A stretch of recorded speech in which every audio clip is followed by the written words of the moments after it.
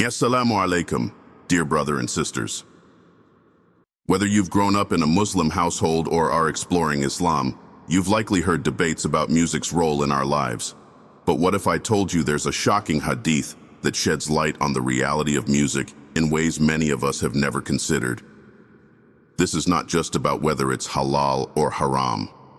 It's about understanding its profound impact on our hearts, minds, and connection with Allah. Did you know that there's a hadith that mentions music in a way that might surprise you? It's a narration that doesn't just hint at its permissibility or impermissibility, but connects music to the moral fabric of society as a whole. The Prophet Muhammad, peace and blessings be upon him, known for his wisdom and guidance, once said, "There will be among my ummah people who will regard as permissible adultery, silk, alcohol, and musical instruments." Narrated by Al-Bukhari. Think about that for a moment. This isn't just a warning about individuals who indulge in these acts. It's about an entire shift in society's values, where things once recognized as harmful and forbidden are rebranded as acceptable, even normal. The inclusion of music alongside such grave acts might strike you as unexpected. After all, when most of us think of music, we picture it as a form of entertainment or artistic expression. But the Prophet, PBUH, wasn't speaking arbitrarily. Every word of his carried wisdom and purpose, and this hadith is no exception. Why, you might ask, is music grouped with things like adultery, the wearing of silk for men, and alcohol? These are actions Islam has clearly outlined as harmful to one's faith, character, and societal well-being. Alcohol, for instance, clouds judgment and can lead to destructive behavior. Adultery undermines trust, family structure, and the moral fabric of a community. But musical instruments? How does music fit into this? To understand this, we need to reflect on the role music plays in shaping emotions, desires, and behaviors. Music isn't just background noise. It's powerful. It moves people in ways words alone cannot. It can uplift spirits, evoke deep emotions, or even incite rebellion and unrestrained passion. When used without ethical guidance, music becomes a tool that can desensitize the heart to what is good and pure, making it more susceptible to temptation and heedlessness. Many scholars have interpreted this hadith to mean that, in the end times, certain harmful actions will no longer be seen as sins. Instead, they will be justified, rationalized, and adopted into daily life without question. We're seeing this normalization today in ways that would have been unimaginable just a few generations ago. Music, in particular, has become ubiquitous, blaring from our phones, televisions, and even public spaces. This constant exposure can subtly shape our worldview, often without us even realizing it. Lyrics glorifying materialism, violence, or immoral behavior seep into our minds, and the repetitive rhythms can create a dependency on the emotional highs that music provides. It's worth pondering. If the Prophet, PBUH, warned about music alongside alcohol and adultery, could it be that it holds a similar potential to corrupt our hearts, if left unchecked? Now let's dive deeper into why music might be compared to other major sins in Islam. This question often arises. Isn't music less harmful than, say, alcohol or adultery? On the surface, that might seem true. Alcohol intoxicates the body, while adultery breaks trust and destroys relationships. But what if the harm of music isn't as visible but works subtly, over time, to pull a person away from Allah? Think about it. Music has a unique ability to influence emotions and thoughts, often bypassing rationality.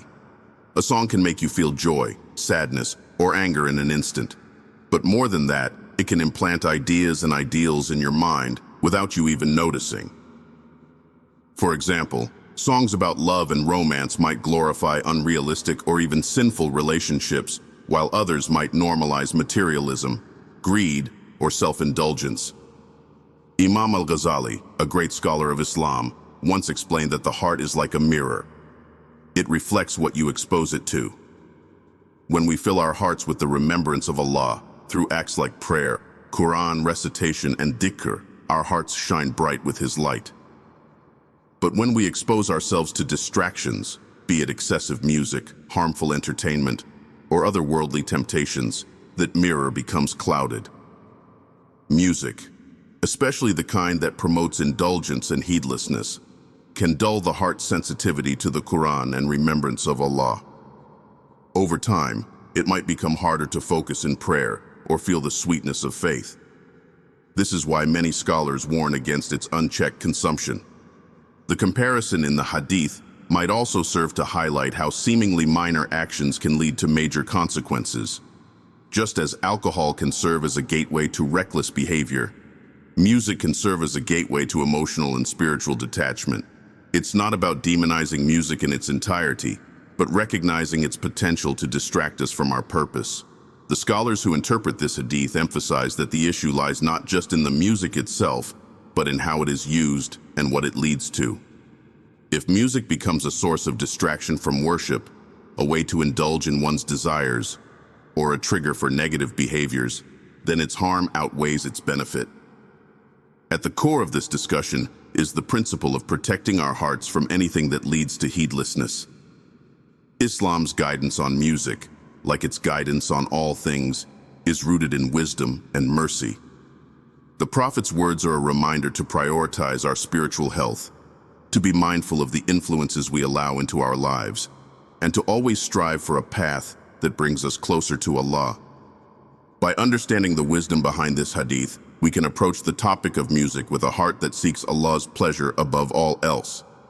The spiritual impact of music is a topic that often goes overlooked, but it's crucial to understand how something as seemingly simple as sound can influence the state of your heart and soul.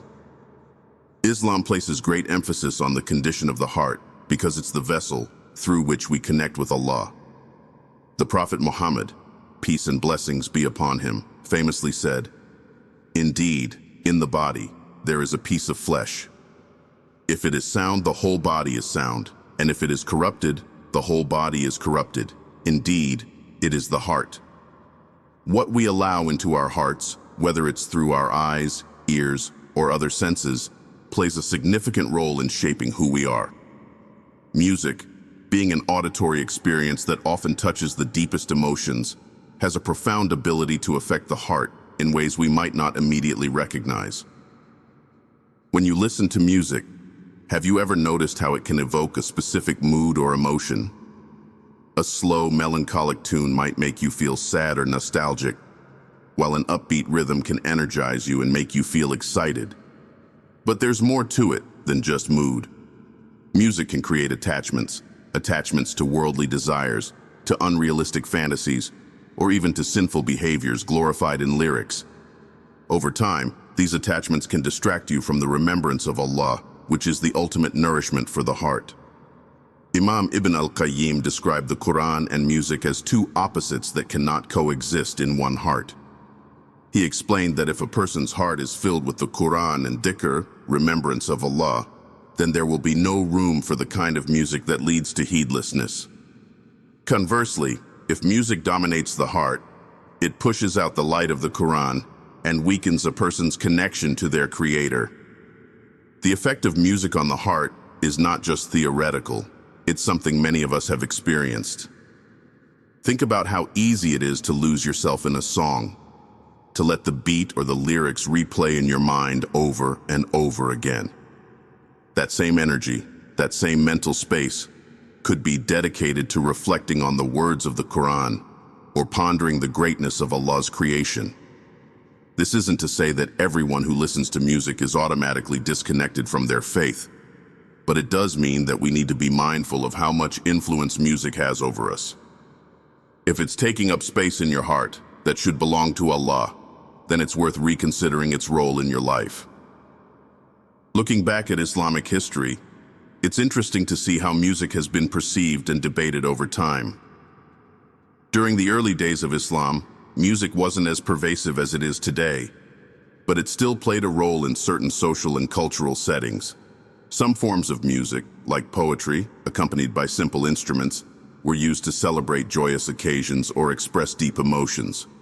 However, as Islamic scholarship developed, many scholars began to scrutinize music more closely, especially when it became associated with activities that contradicted Islamic values, such as frivolity, immoral gatherings, or distractions from worship. One of the earliest controversies around music was its use in the courts of rulers who indulged in luxury and extravagance. These rulers often surrounded themselves with musicians and singers as part of a lifestyle that was far removed from the simplicity and humility of the Prophet's example. Scholars at the time warned against such indulgence, not because music in itself was inherently evil, but because it became a symbol of a life disconnected from spiritual discipline. This historical context helps us understand why music is often viewed with caution in Islamic teachings. It's not just about the sounds, but about the environments and behaviors it can encourage. Interestingly, there have always been differences of opinion among scholars regarding music. While some have taken a strict stance against it, others have acknowledged that certain forms of music may be permissible under specific conditions. For example, during celebrations like weddings or Eid, the use of simple instruments like the duff, a type of drum, is widely accepted. The key distinction lies in the content and purpose of the music. Lyrics that promote virtue, gratitude to Allah, or other positive values are viewed more favorably than those that glorify sinful behaviors or worldly excesses. This brings us to an important question. What kind of music, if any, is permissible? The majority of scholars agree that music which encourages immorality, heedlessness, or disobedience to Allah is impermissible. But what about music that doesn't contain harmful lyrics or is intended to inspire good? Here, opinions vary. Some scholars argue that even neutral or positive music can be a distraction from more meaningful pursuits, like worship or learning, while others believe that it can be permissible if it serves a beneficial purpose. The common thread in all these perspectives is the importance of intention and moderation. If music helps you relax, reflect, or even connect with Allah's creation, it may not be inherently wrong. However, if it becomes a barrier to fulfilling your religious obligations or maintaining a mindful connection with Allah, then it's time to reassess its place in your life. In our modern world, music is everywhere, from the background noise in cafes to the playlists we turn to during commutes. Avoiding it entirely might seem impossible, but the goal isn't necessarily to eliminate all exposure. Instead, it's about being mindful and intentional. Ask yourself, is this music helping me or is it harming me? Is it drawing me closer to Allah or is it pulling me away? By approaching music with this kind of awareness, you can make choices that align with your faith and values while navigating the realities of modern life. Navigating a world saturated with music can feel overwhelming, especially when it seems like every aspect of modern life is intertwined with it. Whether you're walking through a shopping mall, scrolling through social media, or even watching a simple video ad, music is almost always present.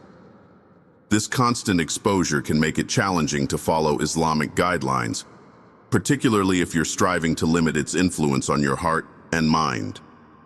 But it's important to remember that Islam isn't about making your life difficult. It's about helping you make choices that are beneficial for your spiritual, emotional, and mental well-being. The key is to approach the issue practically and with balance. You don't have to live in a cave to stay mindful of your environment, but you do need strategies to ensure that what you consume aligns with your values. One way to start is by identifying and replacing unnecessary exposure to music in your daily life. For example, instead of listening to music while commuting or exercising, try switching to something more spiritually uplifting, like Quran recitation, Islamic lectures, or podcasts that inspire personal growth. Many people find that these alternatives not only fill the silence, but also leave them feeling more peaceful and connected to Allah. If you're in a setting where music is unavoidable, like a public space, don't stress too much about it. Remember that Islam emphasizes intention. If you're not actively seeking out the music but simply happen to hear it, you're not held accountable for that. The goal isn't to obsess over every little sound, but to be conscious of what you intentionally allow into your life. Another practical tip is to be mindful of the type of entertainment you engage with. Many TV shows, movies, and social media content heavily rely on music to set the tone. While you can't avoid it entirely, you can choose programs and content that minimize harmful influences. For instance, if a show or platform promotes values that clash with Islamic teachings, consider finding alternatives that align better with your beliefs. This might mean exploring documentaries, Islamic dramas, or even nature programs that celebrate Allah's creation. The idea is to fill your time with content that benefits you spiritually and mentally, rather than numbing your senses or distracting you from your ultimate purpose. If the thought of giving up music entirely feels daunting, remember that Islam provides beautiful alternatives that nourish the soul. Quran recitation, for example, isn't just an alternative, it's the ultimate source of comfort and guidance. The rhythm and melody of the Quran, when recited properly, touch the heart in ways no song ever could. Even people who don't understand Arabic often feel moved by its beauty and power. Beyond the Quran, there are also nasheeds, which are Islamic songs that often focus on praising Allah, recounting stories of the Prophet Muhammad, peace and blessings be upon him, or inspiring listeners to strengthen their faith. Many nasheeds use vocals or simple instruments like the duff, keeping them aligned with Islamic guidelines. These can be a great way to enjoy uplifting content while staying true to your values. Another alternative is immersing yourself in dhikr, the remembrance of Allah. Repeating phrases like Subhanallah, Alhamdulillah, and Allahu Akbar can create a sense of calm and gratitude that rivals the emotional impact of music. You can incorporate dhikr into your daily routine, whether you're driving, cooking, or simply sitting quietly. It's a practice that not only replaces the need for music, but also brings immense rewards in the hereafter. Additionally, nature sounds, like the chirping of birds, the rustling of leaves, or the sound of flowing water, can be incredibly soothing. These sounds remind us of Allah's creation and can serve as a natural and halal way to find peace and relaxation. The question of music isn't just about rules. It's about the kind of life you want to lead and the legacy you want to leave behind. The choices we make every day, no matter how small, add up to shape our character and determine our path. If music is something that pulls you away from Allah, then it's worth considering how to distance yourself from it or replace it with something better. But if you're listening to something that uplifts your spirit, aligns with Islamic values, and helps you connect with your Creator, then perhaps it's serving a beneficial purpose in your life. The key is to constantly evaluate your intentions and priorities. Are you using music as a way to escape or indulge, or is it a tool for inspiration and growth? Are you mindful of its impact on your heart, or has it become a background noise that dulls your spiritual awareness? These are the kinds of questions that help you align your daily habits with the greater purpose of worshiping Allah and seeking His pleasure. Life is full of choices, and Islam encourages us to approach every decision with taqwa, or God consciousness. When it comes to music, this means being honest with yourself about its role in your life. Does it bring you closer to Allah, or does it create a barrier between you and your Creator? It's not always an easy question to answer, and the answer might change over time as you grow in your faith. What's important is that you remain committed to striving for the best, even if it's one small step at a time. The beauty of Islam is that it doesn't demand perfection. It asks for sincerity and effort. Every time you choose to replace a song with Quran recitation, or every time you skip a concert in favor of spending time in dhikr, you're making a choice that strengthens your relationship with Allah. The lesson isn't just about music, it's about living a life of intentionality and mindfulness. The Prophet Muhammad, peace and blessings be upon him, taught us that this world is fleeting, like a traveler resting under the shade of a tree before continuing on their journey. Music, like so many other aspects of life, can either be a distraction that makes us forget our destination or a neutral part of the journey that we manage wisely. The choice is ours, and Allah is merciful and understanding of our struggles. When you prioritize your spiritual well-being and strive to keep your heart connected to Allah, every sacrifice and effort becomes a means of earning His reward. Reflecting on your relationship with music is really about reflecting on your relationship with Allah. It's about asking yourself what fills your heart, what occupies your thoughts, and what ultimately brings you peace. True peace doesn't come from a catchy tune or an emotional song. It comes from the remembrance of Allah, as He tells us in the Quran. Verily, in the remembrance of Allah do hearts find rest. Surah Arad 13:28. By choosing alternatives that nurture your soul and align with your values, you're taking a step toward that lasting peace. May Allah guide us all to make choices that bring us closer to Him, and may He fill our hearts with the light of His guidance. The topic of music in Islam isn't merely about rules or prohibitions. It's about understanding the profound impact that what we consume has on our hearts, minds, and souls. Music, as powerful and influential as it can be, must be approached with mindfulness and care. The Hadith we explored highlights its potential to distract us from our ultimate purpose, worshiping Allah and preparing for the hereafter. By reflecting on these teachings, we're not just considering whether music is halal or haram. We're learning how to prioritize what truly matters in our lives. As Muslims, we're constantly navigating the challenges of modern life, and this includes making choices about the media and entertainment we consume. Whether it's music or anything else, the goal is to remain intentional in our actions, always aligning our decisions with our values and faith. For those moments when we feel overwhelmed or unsure, it's comforting to remember that Allah is always merciful and understanding. He knows our struggles and appreciates every sincere effort we make to seek His pleasure. Dear brothers and sisters, let this discussion serve as a reminder that our hearts are precious and deserve to be filled with light, peace, and the remembrance of Allah.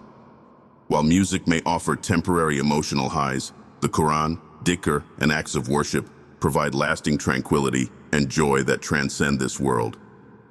Every step we take toward purifying our hearts and lives, no matter how small, is a step closer to Allah's love and mercy. Dear brothers and sisters, I encourage you to reflect on the role music plays in your life and how you can replace it, even gradually, with alternatives that nourish your soul and strengthen your connection to Allah. Remember, it's not about achieving perfection overnight. It's about striving sincerely, trusting in Allah's guidance, and leaning on His mercy. May Allah guide us to what is best, forgive our shortcomings, and fill our hearts with His light. Jazakum Allahu khairan for reading, and may peace, blessings, and mercy be upon you all. Assalamu alaikum wa rahmatullahi wa barakatuh.